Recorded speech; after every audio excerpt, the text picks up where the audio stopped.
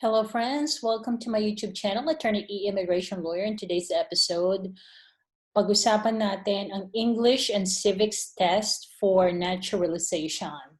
Before that, I want to introduce myself. I'm Attorney Elaine Antonio Bordeaux. I'm licensed in New York, based here in Texas. I've been practicing immigration law for more than 10 years.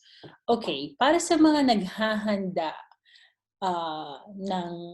for the naturalization test, dalawang klase ng test mayroon to get your citizenship. Number 1, yung English test.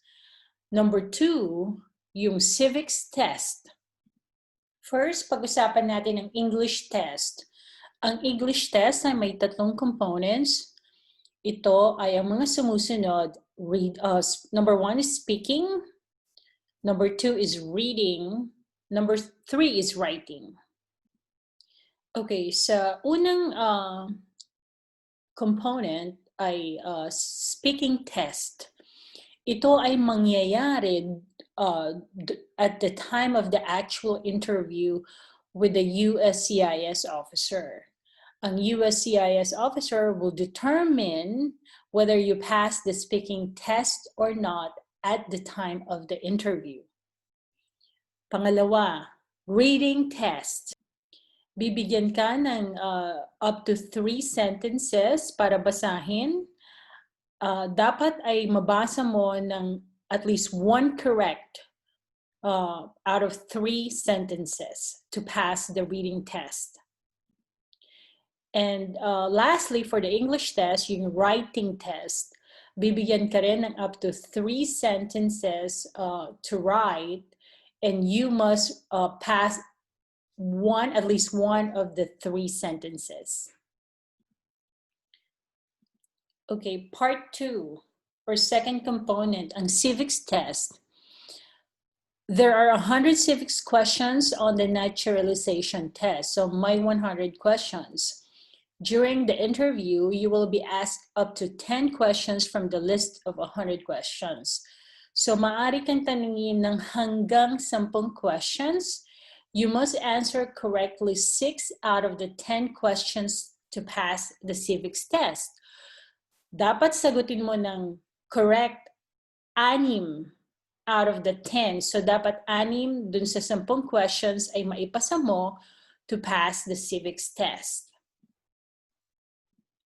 Paano naman kung hindi ka nakapasa?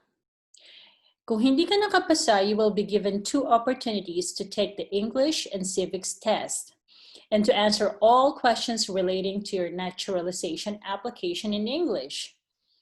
If you fail any of the tests at your initial interview, you will be retested on the portion of the test that you failed. So say you pass one part yung civics, or you pass English pero hindi naman yung civics, bibigyan ka ng opportunity na i-retest yung portion na hindi mo ipinasa between 60 and 90 days from the date of your initial interview. So meron kang 2 opportunities to take the English and civics test, pero kung isang portion lang naman ang hindi mo pinasa, you will be given that opportunity to retest that portion between 60 and 90 days from the date of your initial interview.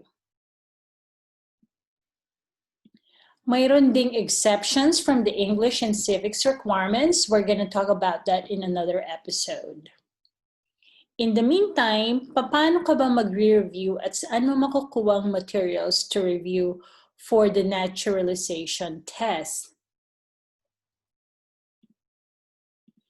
Ang resources to review for the test can be found at the uscis.gov website. I'm actually putting a link on that so you can access that.